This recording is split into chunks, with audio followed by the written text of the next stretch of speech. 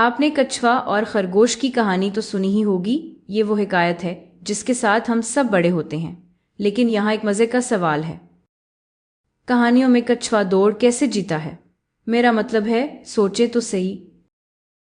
حقیقی زندگی میں تو ہمیں پتا ہے کہ کچھوا خرگوش سے بہت زیادہ سست ہوتا ہے، یعنی مقابلہ ہی نہیں بنتا، لیکن پھر بھی خاص طور پر اس کہانی میں کچھوا جیت جاتا ہے۔ کیوں؟ آپ کو اس کہانی کا سبق پتا ہے؟ سست اور مستقل رہنے والا ہی دوڑ جیتا ہے۔ یہ بات عقلمندی والی بھی ہے اور یاد رہنے والی بھی، لیکن ذرا رکیے، کیا ہمیں واقعی اس کے پیچھے فزکس کا علم ہے؟ کیا ہمیں اس پورے معاملے کے پیچھے سائنس کا پتہ ہے؟ آئیے دیکھتے ہیں کہ ہم یہ کیسے سمجھا سکتے ہیں کہ آخر کچھوا یہ دوڑ کیوں جیتا۔ سائنسی انداز میں اسے سمجھتے ہیں۔ اب اگر آپ سپیڈ کو کوالٹی کے لحاظ سے دیکھیں تو ہم ہمیشہ بات کرتے ہیں کہ کوئی چیز کتنی تیز یا سست ہے۔ یہی وہ طریقہ ہے جس سے ہم روزمرہ زندگی میں حرکت کو محسوس کرتے ہیں۔ ذرا تصور کریں کہ ایک دوڑ ہو رہی ہے جس میں ایک گھوڑا، ایک سائیکل اور ایک راکٹ ہے جو خلا میں جا رہا ہے۔ سب ایک لائن میں کھڑے ہیں، یہ سب آخرکار ایک ہی فاصلہ طے کر سکتے ہیں، لیکن جو چیز انہیں الگ محسوس کرواتی ہے وہ یہ ہے کہ ہر ایک کتنی تیزی سے فاصلہ طے کرتا ہے۔ یہی چیز سپیڈ کو بیان کرتی ہے۔ لیکن یہاں ایک دلچسپ بات ہے۔ عام طور پر تیز کا لفظ ہم اس وقت استعمال کرتے ہیں جب ہمیں بتانا ہو کہ کوئی چیز کسی خاص لمحے میں کتنی رفتار سے چل رہی ہے۔ سپیڈ بالکل سیدھی سی بات ہے، فاصلہ کتنی جلدی وقت کے ساتھ بدلتا ہے۔ آئیے ایک اور مثال دیکھتے ہیں۔ یاد ہے وہ دوڑ جب ہم وقت ناپ رہے تھے؟ ہاں، وہی سرخ والا، نیلا والا اور پیلا والا۔ تو اگر آپ ابھی انہیں دیکھیں تو آپ کو محسوس ہوگا نیلا سب سے تیز ہے، سرخ سب سے سست ہے، اور یہ بات ہمیں فوراً سمجھ آ جاتی ہے۔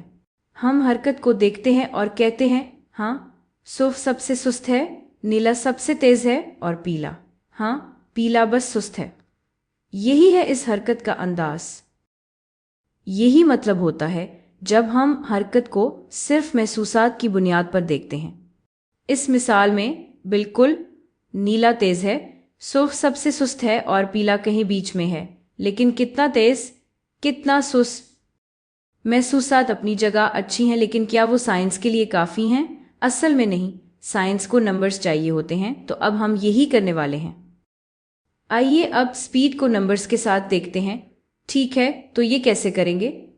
ہم ہر ایک دوڑ میں جتنا فاصلہ طے ہوا ہے وہ ناپیں گے اور ساتھ ساتھ وقت بھی کیلکولیٹ کریں گے۔ ٹھیک ہے، ہمارے پاس اپنا بھروسہ مند ڈیجیٹل سٹاپ واچ ہے جو بالکل صحیح بتائے گا کہ ہر ایک کو کتنا وقت لگا، اور لیجئے ہمارے پاس ڈیٹا آ چکا ہے۔ تو ہم دیکھ سکتے ہیں کہ سب نے ایک ہی فاصلہ یعنی 20 میٹر طے کیا ہے۔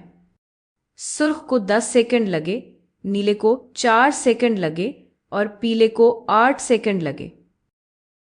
اب جب ہمارے پاس کچھ ڈیٹا ہے، یعنی فاصلہ اور وقت، تو یہاں سے بات دلچسپ ہو جاتی ہے اور بن جاتی ہے ایک بہت ہی آسان ٹرک۔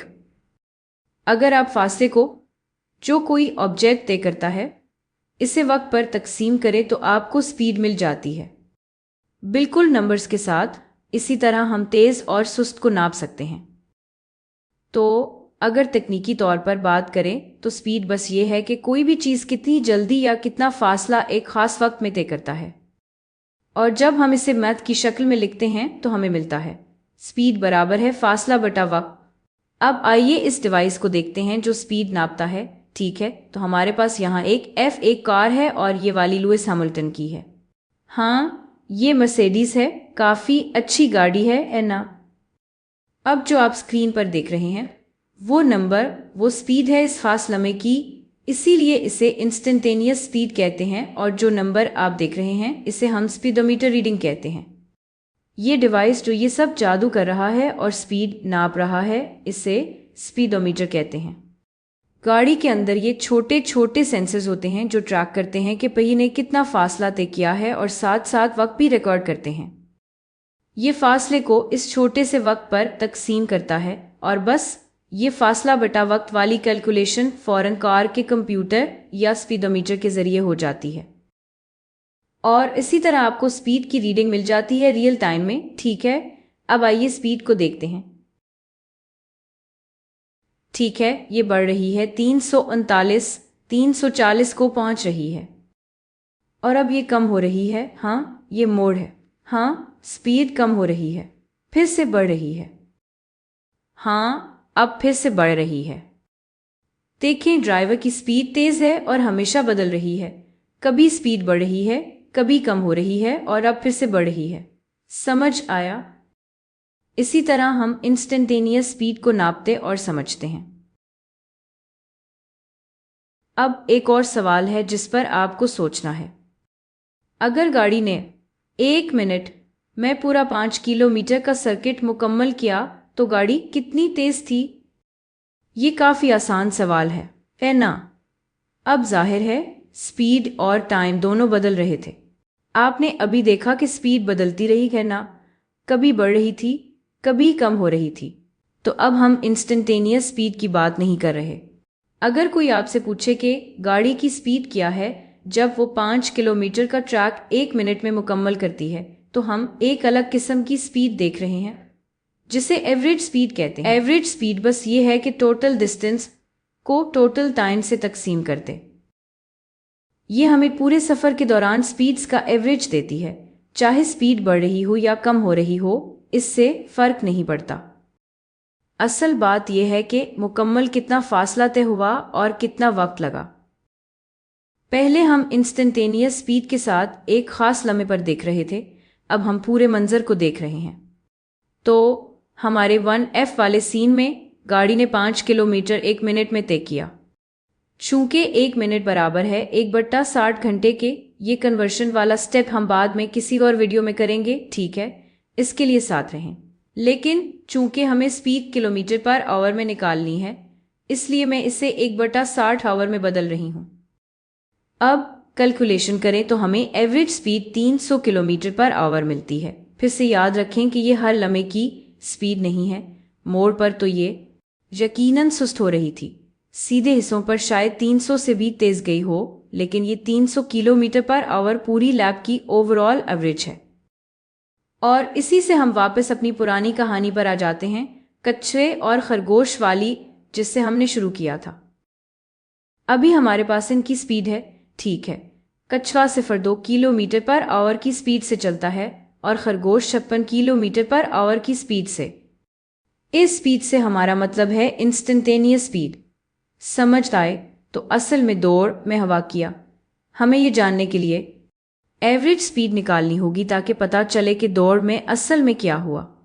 تو فرض کریں کہ ان کے پاس 1000 میٹر کی دوڑ تھی، یعنی فاصلہ برابر ہے 1 کلومیٹر کے، اور مان لے کہ کچھوے نے وقت لیا 4 گھنٹے اور خرگوش نے وقت لیا 5 گھنٹے. خرگوش نے 5 گھنٹے کیوں لیے؟ کیونکہ کہانی میں خرگوش سو گیا تھا.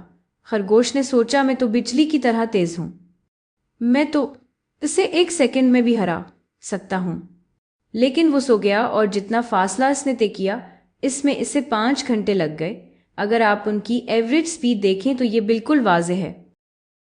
ایک کچھوے نے 1 کلومیٹر 4 گھنٹے میں طے کیا اور اس کی سپیڈ ہے 0.25 کلومیٹر فی گھنٹہ، جبکہ خرگوش نے 1 کلومیٹر 5 گھنٹے میں طے کیا اور اس کی ایوریج سپیڈ، ہاں یہ سپیڈ نہیں بلکہ ایوریج سپیڈ ہے، 0.2 کلومیٹر فی گھنٹہ ہے.